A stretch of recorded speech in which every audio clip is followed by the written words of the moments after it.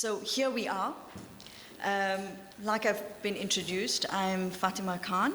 I'm a lawyer. I interpret legislation and statutes and court cases, etc.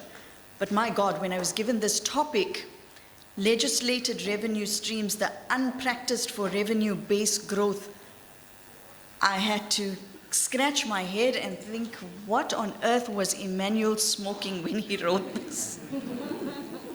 I couldn't decipher it. I had no idea what he was talking about. Fortunately, my colleague Kani is much smarter than I am. And she says, it's alternate revenue streams. But I must tell you, I was gobsmacked when I read this. So, you know, when we talk of alternate revenue streams, we first have to look at what is it that we have? What are our problems that we're facing in our own cities that we need alternate revenue streams? And there are so many problems that we have currently. We have consumers who are not paying, and for various reasons, poverty being the main reason that consumers don't pay. Some of them have just developed over time a culture of not paying, and they say, well, why should I pay if I don't have to? And you know, we just have somehow grown this culture of non-payment. People saying, well, X is not paying, I don't have to pay either. And it's like a ripple effect. So it's non-payment of our revenue bills. And then when we lease out municipal properties, and whether you're from a rural municipality or a big metropolitan like Cape Town or Joburg or Durban, municipalities have properties that they are renting out. And we have to look at what are we renting it out at? Is it market related? That's a huge income base for the city. Even a small piece of verge that we lease out, encroachment levies. I know we have encroachment levies of 10 Rand a year. And we have to look at what value is it to the person who's using it, because they've built a garage and they've used it for parking, for their business maybe, and we're charging them 10 Rand a year? Really? Then we have to look at our rate space. Very often, there's little or no growth in our rate space, and we have to interrogate that. Why is that so?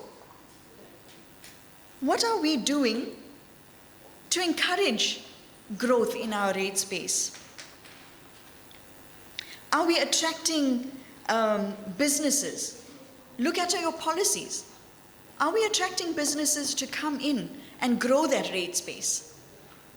We have to interrogate it, and that's why the rates policy we have to look at each year. It's because it forces us to interrogate our policy. What are we doing to increase our rate space? Are we attractive enough to businesses to come in and set up businesses, create jobs, and increase the rate space? Our credit control policies, are we applying it strictly? Or are we making a plan here and there?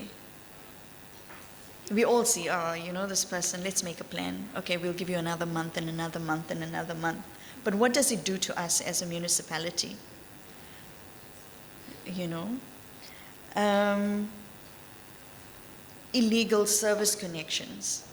Imagine the losses that we suffer because of illegal service connections. What are we doing about it? Do we have our finger on the pulse or not? If we don't, we're in trouble, because these things need to be stopped immediately, and you have to take effective measures. But then when I talk about effective measures, you look at our courts and we see, we go all the way to court, and then what happens? There's a backlog in court. The cases are not heard timeously. They also have their capacity issues. So we're stuck again, aren't we? And then we have outstanding accounts. Outstanding accounts is a huge issue, especially our government. But we've got to have dedicated staff who sit with government accounts and who work with them. If you're giving these accounts to just your normal staff to go on with the normal day-to-day work, you're not going to tackle the government accounts. You have to have somebody sitting there dedicated, interrogating just this account and giving them calls and having meetings and pressing them, and you will see results. I know we've seen results. So that's the doom and the gloom. But it doesn't end there. When you're interrogating, and this is a lot of introspection for the municipalities, you have to ask yourself, are you using what you have first before starting to look at alternate revenue measures? What is it that you have at your disposal? We call it the low-hanging fruits. Are you using what you have? Are you effectively using your income from grants and subsidies? Is it maximized?